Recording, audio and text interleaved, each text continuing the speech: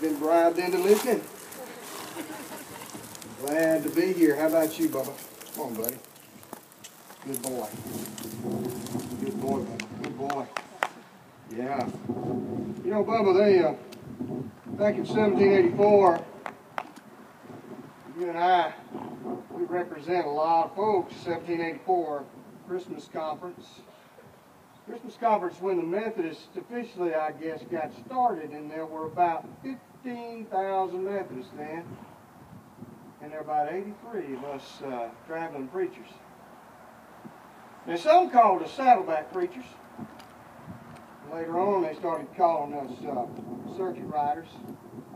But it's amazing what happened because of us circuit riders, us traveling preachers, us saddlebag preachers. It's amazing what happened because of 55 years, just 55 years, Bubba, just 55 years, there were 750,000 Methodists, 3,500 traveling preachers, and 5,900 local preachers.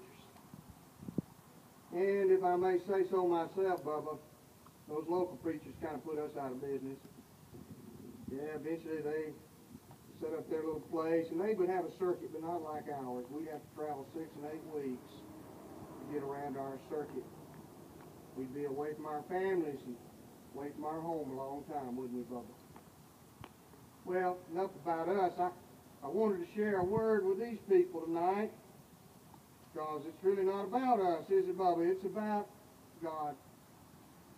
And I want to share with them from the word that travels with us in the saddlebag, John 3:16. A lot of traveling preachers preach from this text. A lot of them may have touched on John 3:17 too, so I'm going to catch it on since you seem to be doing pretty well. John 3:16-17. For God so loved the world that he gave his only Son, so that everyone who believes in him may not perish but have eternal life. Indeed, God did not send the Son into the world to condemn the world, but in order that the world might be saved through him. That's what Jesus said. How in the world do you move from 15,000 to 750,000 in 55 years? People believe that. They have the audacity to believe that God loved them that much. Changed their lives. They started seeing the witness not only of traveling preachers, but traveling lay folks like you. They have the audacity to believe it. They love the story of Nicodemus. Because see, Nicodemus was one of those uppity people. And most of the people that traveling preachers preached to weren't too uppity. They were just common people. That uppity Nicodemus, though, something about Jesus got his heart. And he sought out Jesus at dark, Bubba. Usually when you're in the barn, Nicodemus was out, and he went to Jesus. I don't know if he went at night because he was afraid of what folks might think, or if he's representing others, but he came and he talked to Jesus, and Jesus said, you've got to be born again. He said, that's puzzling. How can a man be born twice? What in the world was he talking about? And then he started talking about the Spirit of God being like the wind. I got thinking about that, Bubba. The wind's kind of funny. You know it's blowing, but you don't know from where it's coming and where it's headed. You just flat out know it's blowing. Kind of feels good right now too, doesn't it, Bubba? Blowing your mane. Blowing your mane. And then Jesus said, God so loved the world.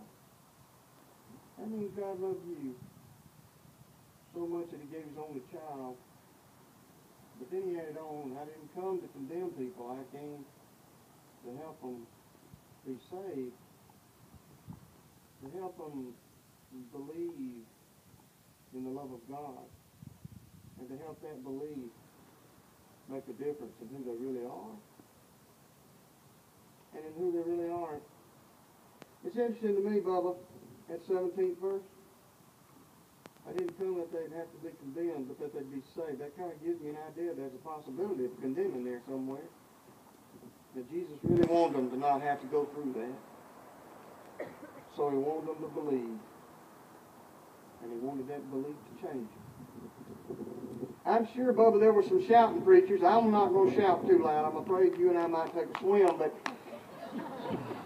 I want to say that those traveling preachers, kind of like this SUV preacher, they kind of believed in their work, so much so they got a little passionate about it, got a little upset when people didn't want the church to grow, didn't want the denomination to move forward. 15,000 to 750,000 in 55 years. I don't know how much mathematicians those traveling preachers were. They usually were some of the most educated in the communities. They had to be. They carried the books with them in the saddlebag. That's some folks, though. Folks whose lives were changed. Folks who went out there and changed the world. Do you believe that Jesus died for you?